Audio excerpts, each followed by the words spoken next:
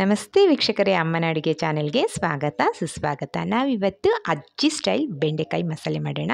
ಅಜ್ಜಿ ಸ್ಟೈಲ್ ಅಂತ ಯಾಕೆ ಹೇಳ್ತಾ ಇದ್ದೀನಿ ಅಂದರೆ ಕಡಿಮೆ ಮಸಾಲೆ ಯೂಸ್ ಮಾಡ್ತಾ ಇದ್ದೀನಿ. ಅದಕ್ಕೋಸ್ಕರ ಈಗ ಅರ್ಧ ಕಪ್ಪು ಕೊಬ್ಬರಿ ತೊಗೊಂಡಿದ್ದೀನಿ, ಮತ್ತು 1 ಸ್ಪೂನಷ್ಟು ಗೋಡಂಬಿ ನುಚ್ಚು ತೊಗೊಂಡಿದ್ದೀನಿ, 1 ಸ್ಪೂನು ಧನಿಯಾ ಪುಡಿ ತೊಗೊಂಡಿದ್ದೀನಿ. ನೀವು ಯಾವ್ದು ಬೇಕಾದ್ರೂ ತೊಗೊಳ್ಳಿ. ಮೊದಲಿಗೆ ಈರುಳ್ಳಿನೆಲ್ಲ ಚೆನ್ನಾಗಿ ಹುರ್ಕೊಳ್ಳೋಣ. ಈರುಳ್ಳಿ, 1 ಇಂಚು ಚಕ್ಕೆ, 2 ಲವಂಗ, 1 ಇಂಚು ಶುಂಠಿ ಮತ್ತು 2 ಒಣಗಿದ ಮೆಣಸಿನ್ಕಾಯಿ ಇಷ್ಟನ್ನೇ ಹಾಕ್ಕೊಳ್ತಾ ಇದ್ದೀನಿ. ಇಷ್ಟನ್ನು ಕೆಂಪಿಗೆ ಬಾಡಿಸ್ಕೊಳ್ಳೋಣ. ಇದನ್ನು ಮುಚ್ಚಿಟ್ಕೊಂಡು ಬಾಡಿಸ್ಕೊಂಡಾಗ ನಮಗೆ ಆನಿಯನಲ್ಲಿ ಇರುತ್ತಲ್ವ, ಅದರಲ್ಲಿರೋ ಎಣ್ಣೆನೇ ಚೆನ್ನಾಗಿ ಬಿಟ್ಕೊಳ್ಳುತ್ತೆ. ಹಾಗಾಗಿ 1 ಸ್ಪೂನ್ ಎಣ್ಣೆ ಸಾಕಾಗುತ್ತೆ. ಯಾವತ್ತೂ ನಾವು ಆಯಿಲ್ಲೆಸ್ ಅಡುಗೆ ಮಾಡ್ತೀವಿ ಅಂತಂದರೆ ಮುಚ್ಚಿಟ್ಟು ಮಾಡಬೇಕು. ಪಾತ್ರೆನ ಮುಚ್ಚಿಟ್ಟಾಗ ಅದರಲ್ಲಿರುವ ಆಯಿಲ್ ಅಲ್ಲೇ ರಿಲೀಸ್ ಆಗುತ್ತಲ್ವ, ಹಾಗಾಗಿ ನಾವು ಹಾಗೆ ಪಾತ್ರೆನ ಮುಚ್ಚಿಟ್ಕೊಂಡು ಮಾಡಬೇಕು. ಇದು ಚೆನ್ನಾಗಿ ನೆನಪಿಟ್ಕೊಳ್ಳಿ. ನೀವು ಇದು ಬೆಂಡೆಕಾಯಿ ಹುರ್ಕೋಬೇಕಾದ್ರೆ ಆಗಲಿ, ಈರುಳ್ಳಿ ಹುರ್ಕೋಬೇಕಾದ್ರೆ ಆಗಲಿ, ಈರುಳ್ಳಿನಲ್ಲಿ ತುಂಬ ಆಯಿಲ್ ಇರುತ್ತೆ, ಆಯಿಲ್ನ ಅಂಶ ಇರುತ್ತೆ. ಅದು ಹಾಗೆ ಬಿಟ್ಕೊಳ್ಳುತ್ತೆ. ಲೆಸ್ ಆಯಿಲ್ ಅಡುಗೆ ಮಾಡ್ಬೋದು. ಅಜ್ಜಿ ಕಾಲದಲ್ಲಿ ಮಸಾಲೆಗಳನ್ನ ಕಡಿಮೆ ಬಳಸ್ತಾಯಿದ್ರು, ಕಡಿಮೆನೂ ಬಳಸ್ತಾಯಿದ್ರು, ಬೇಗನೂ ಮಾಡ್ತಾಯಿದ್ರು, ರುಚಿಯಾಗೂ ಮಾಡ್ತಾಯಿದ್ರು. ಹಾಗಾಗಿ ನಾನಿವತ್ತು ಆ ರೀತಿ ಕಡಿಮೆ ಮಸಾಲೆ ಬಳಸಿ ಮಾಡ್ತಾಯಿದ್ದೀನಿ. ತುಂಬ ಟೇಸ್ಟಿಯಾಗಿದೆ ಬೆಂಡೆಕಾಯಿ ಮಸಾಲೆ ಮಾತ್ರ. ಇಷ್ಟಪಟ್ಟು ತಿಂತಾರೆ ಎಲ್ಲರೂ. ಇದು ಕೆಂಪಗೆ ಹುರಿದ್ಕೊಳ್ಳೋಣ.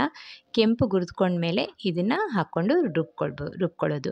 ಗೋಡಂಬಿ ನುಚ್ಚೆ ಯಾಕಪ್ಪ ಯೂಸ್ ಮಾಡ್ತಾಯಿದ್ದೀನಿ ಅಂದರೆ ನೋಡಿ, 1 ಸ್ಪೂನ್ ಧನಿಯಾ ಪುಡಿ ಹಾಕ್ಕೊಂಡಿದ್ದೀನಿ. ಇದನ್ನೆಲ್ಲ ಮಿಕ್ಸಿಗೆ ಹಾಕ್ಕೋಬೇಕು. ಗೋಡಂಬಿ ಅಂದರೆ ತುಂಬ ಕಾಸ್ಟ್ಲಿ ಇರುತ್ತಲ್ವ, ಹಾಗಾಗಿ ಗೋಡಂಬಿ ನುಚ್ಚು ಯೂಸ್ ಮಾಡ್ಕೊಳ್ತಾ ಇದ್ದೀನಿ. ಬೇರೆ ಇನ್ಯಾವುದೇ ಮಸಾಲೆ ಯೂಸ್ ಮಾಡ್ತಾಯಿಲ್ಲ. ಬೆಂಡೆಕಾಯಿನೆಲ್ಲನೂ ಕೆಂಪಿಗೆ ಹುರಿದ್ಕೊಳ್ಳೋಣ. ನಿಮಗೆ ಈಗ ಒಂದು ಟಿಪ್, ಬೆಂಡೆಕಾಯಿ ಎಲ್ಲ ಬಂಕ ಬರುತ್ತೆ ಅಂತ ಹೇಳ್ತಾರಲ್ವ. ಬೆಂಡೆಕಾಯಿ ಬಂಕ ಯಾಕೆ ಬರುತ್ತೆ ಅಂತಂದರೆ ಅದರಲ್ಲಿರುವ ನೀರನ್ನ ಚೆನ್ನಾಗಿ ಒರೆಸಿರಲ್ಲ. ನಾವು ತೊಳೆದ ಮೇಲೆ ಬಟ್ಟೆನಲ್ಲಿ ಚೆನ್ನಾಗಿ ಒರೆಸ್ಬಿಟ್ಟು ಈ ರೀತಿ ಹಾಕಿಬಿಟ್ಟು ಇದಕ್ಕೂ ನಾನು ಒಂದು ಪ್ಲೇಟ್ ಮುಚ್ಚಿಟ್ಟೇ ಹುರ್ಕೊಳ್ತಾ ಇದ್ದೀನಿ. ಯಾಕೆ ಅಂತಂದರೆ ಇದು ಅಷ್ಟೇ ಆಯಿಲ್ ಜಾಸ್ತಿ ಆಗುತ್ತೆ. ನಾವು ಹಾಗಲಕಾಯಿಗಾಗಲಿ ಬೆಂಡೆಕಾಯಿಗಾಗಲಿ ಆಯಿಲ್ ಜಾಸ್ತಿ ಹಾಕಿದ್ರೇ ಟೇಸ್ಟು ಅಂತ ಎಲ್ಲರೂ ಹೇಳೋ ಮಾತು. ಆದರೆ ಈ ರೀತಿ ಮಾಡಿದಾಗ ಆಯಿಲು ಕಡಿಮೆ ಎಳ್ಕೊಳ್ಳುತ್ತೆ ನಮಗೆ. ಮತ್ತು ನೋಡಿ, ಬಂಕನೂ ಬಂದಿಲ್ಲ, ನೀಟಾಗಿ ಬಂದಿದೆ. ಒಂದೇ ಒಂದು ಚಿಟಿಕೆ ಉಪ್ಪು ಹಾಕ್ಕೊಳ್ಳಿ, ನೀವು ಬಂಕ ಬರೋದಿಲ್ಲ. ನೋಡಿ, ಈಗ ಒಗ್ಗರಣೆಗೆ ಹಾಕ್ಕೊಳ್ಳೋಣ. ಒಗ್ಗರಣೆಗೆ ಸಾಸಿವೆ ಮಿಕ್ಸಿಗೆ ಹಾಕ್ಕೊಂಡು ರೆಡಿ ಮಾಡ್ಕೊಂಡಿದ್ದೀನಿ. ಒಂದು ಸ್ವಲ್ಪ ಎಣ್ಣೆ, ಒಂದು ಸ್ವಲ್ಪ ಸಾಸಿವೆ, 1 ಕಡ್ಡಿ ಕರಿಬೇವಿನ ಸೊಪ್ಪು, 1 ಟೊಮೆಟೊ ಇದಕ್ಕೆ ಹಾಕ್ಕೊಂಡು ಚೆನ್ನಾಗಿ ಕೆಂಪಗೆ ಬಾಡಿಸ್ಕೊಳ್ಳೋಣ. ಬಾಡಿಸ್ಕೊಂಡ್ಮೇಲೆ ಅದಕ್ಕೆ ನಾವು ಇವಾಗ ರುಬ್ಬಿಟ್ಕೊಂಡಿದ್ವಲ್ಲ ಆ ಮಸಾಲೆನ ಹಾಕ್ಕೊಳ್ಳೋಣ. ಚೆನ್ನಾಗಿ ಕದಡ್ಕೊಂಡು ಇದಕ್ಕೆ ಒಂದು ಸ್ವಲ್ಪ ಅರಿಶಿನ ಹಾಕ್ಕೊಳ್ಳೋಣ. ಅರಿಶಿನ ಹಾಕ್ಕೊಂಡು ನಿಮಗೆ ರುಚಿಗೆ ಖಾರ ಸಾಕಾಗಿಲ್ಲ ಅಂದರೆ ಮಾತ್ರ ಒಂದು ಸ್ವಲ್ಪ ಖಾರದ ಪುಡಿ ಅಥವಾ ಚಿಲ್ಲಿ ಫ್ಲೇಕ್ಸ್ ಹಾಕ್ಕೊಳ್ಳಿ.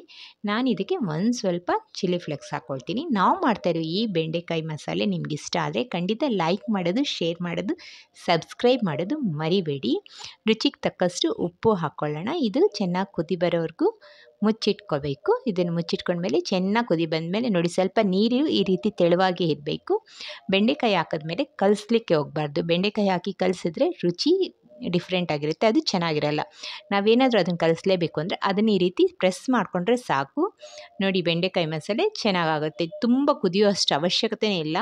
ಮಸಾಲೆ ಚೆನ್ನಾಗಿ ಕುದಿದ್ಮೇಲೆ 2 ನಿಮಿಷ ಹಾಕಿದ್ರೆ ಸಾಕು. ಮುದ್ದೆ ಜೊತೆಗೆ ಅನ್ನ, ಬಿಸಿ ಬಿಸಿ ಬೆಂಡೆಕಾಯಿ ಸಾರು, ಅದ್ರ ಜೊತೆಗೆ ಒಂದಿಷ್ಟು ಬೋಂಡ ನೆಂಚ್ಕೊಂಡು ತಿಂತಾಯಿದ್ರೆ ಚಳಿ ತುಂಬ ಚೆನ್ನಾಗಿರುತ್ತಲ್ವ. Thank you for watching.